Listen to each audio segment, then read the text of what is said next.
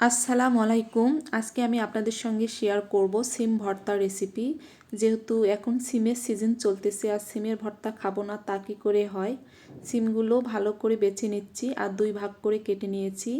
আর কচি সিমের ভর্তা আমার কাছে অনেক বেশি ভালো লাগে, তাই আমি কচি সিম নিয়েছি, বিচি ছাড়া যে সিমগুলো সেটাই নিয়েছি। দুই ভাগ করে কেটে নেওয়ার পর ভালো করে ধুয়ে নিয়েছি।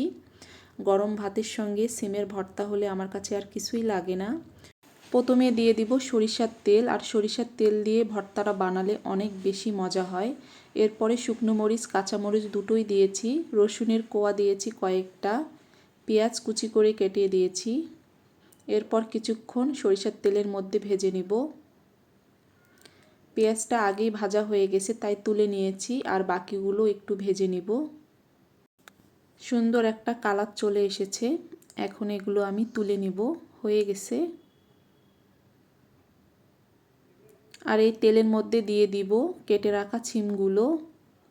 এরপর দিয়ে দিব সামান্য একটু লবণ যেন ভালোভাবে সিদ্ধ হয়। এরপর দিয়ে দিব সামান্য একটু পানি।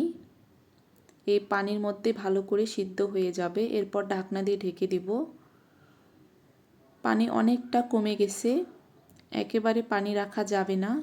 যেহেতু তেল দিয়েছি, যখন তেল একটু করে বের হবে তখন এটাকে নামিয়ে ফেলবো। যখন দেখবেন একটু করে তেল বাহির হয়েছে তখন এটাকে নামিয়ে ফেলতে হবে। আর এভাবে সিমটা ভর্তা করলে অনেক বেশি মজা হবে। তো ঠান্ডা হয়ে গেছে, এখন আমি এগুলো ভর্তা বানিয়ে নেব।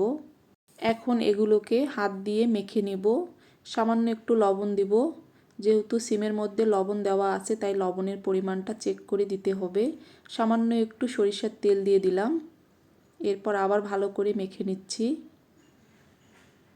এরপর সিমগুলো দিয়ে দিব, সবগুলো একসঙ্গে মেখে নিব। এভাবে হাতে ভর্তা বানালে সিম ভর্তাটা আমার কাছে অনেক বেশি ভালো লাগে। গরম গরম ভাতের সঙ্গে সিম ভর্তা থাকলে আর কি লাগে। আমার এই রেসিপি যদি ভালো লাগে বাসায় একবার হলেও এই সিম ভর্তাটা বানাবেন এভাবে, তাহলে অনেক বেশি মজা লাগবে। আর আমার এই সিমের ভর্তা রেসিপি যদি ভালো লাগে অবশ্যই লাইক, কমেন্ট এবং শেয়ার করবেন। আর সিমের ভর্তা দিয়ে আমি দুপুরবেলা ভাত খাচ্ছি, আমার কাছে তো অনেক বেশি ভালো লাগে। একটু ঝাল ঝাল করে বানিয়ে নিয়েছি, আর সিমের ভর্তাটা একটু ঝাল ঝাল হলেই বেশি ভালো লাগে আমার কাছে।